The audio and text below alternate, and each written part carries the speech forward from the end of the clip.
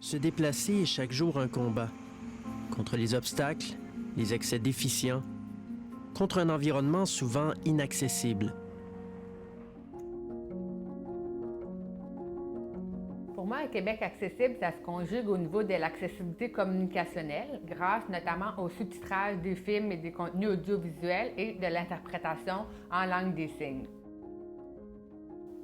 En 2015, les obstacles et la discrimination font encore partie du quotidien. Des personnes sourdes et des personnes handicapées comme Irene Lambert se sont pourtant battues dans les années 70 pour obtenir une première loi pour l'exercice des droits des personnes handicapées. We came back to Montreal. I came back to Montreal with him and my family in '69, and we both had guide dogs, and we discovered that there were no laws that gave us access, and restaurants were not letting us in. En 1978, le Québec a été avant-gardiste en adoptant la loi assurant l'exercice des droits des personnes handicapées.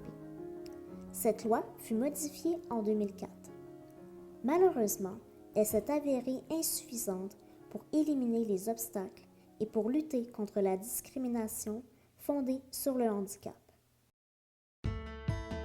Interruption de service sur la ligne orange. Date prévue de réactivation 2080.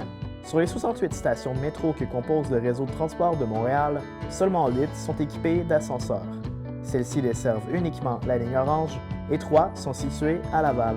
C'est donc dire que les personnes avec limitations fonctionnelles n'ont accès qu'à 11 % du métro. Au Québec, 10% de la population est sourde et malentendante. Nos deux langues des signes principales sont la langue des signes québécoise et l'American Sign Language. Mais, contrairement à 57 pays qui ont reconnu leur langue des signes comme langue officielle, nos langues des signes ne sont pas reconnues encore à ce niveau-là. La loi québécoise actuelle s'applique seulement au secteur public. Elle manque des échéanciers et des objectifs clairs pour l'élimination des obstacles, ainsi que des mécanismes efficaces de surveillance et de mise en œuvre. D'autres provinces et pays ont adopté des lois avec beaucoup plus de mordant. En 2005, l'Ontario a adopté la loi sur l'accessibilité pour les personnes handicapées de l'Ontario avec le but de rendre la province accessible d'ici 2025. La loi ontarienne s'applique au secteur public et privé. Elle prévoit des normes et des échéanciers pour améliorer l'accessibilité dans des domaines qui ont une incidence sur la vie quotidienne, tels que le service à la clientèle, les communications, le transport et l'emploi. Contrairement à la loi québécoise, la loi ontarienne prévoit des inspections et des pénalités pour assurer la conformité aux normes d'accessibilité. Le constat est clair. Le Québec accuse un retard important.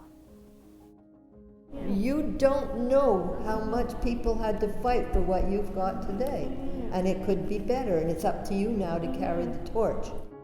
Québec accessible est une initiative citoyenne visant à faire adopter une nouvelle loi québécoise sur l'accessibilité dans le but d'éliminer les obstacles contribuant à l'exclusion des personnes handicapées et des personnes sourdes.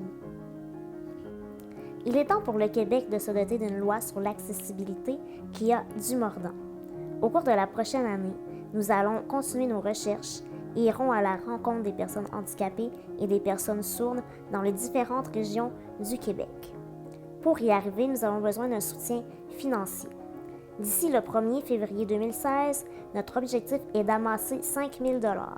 Nous comptons sur votre soutien pour partager cette vidéo afin de nous aider à lutter contre la discrimination fondée sur le handicap. Visitez notre site web au www.quebec-accessible.ca. Merci de nous soutenir.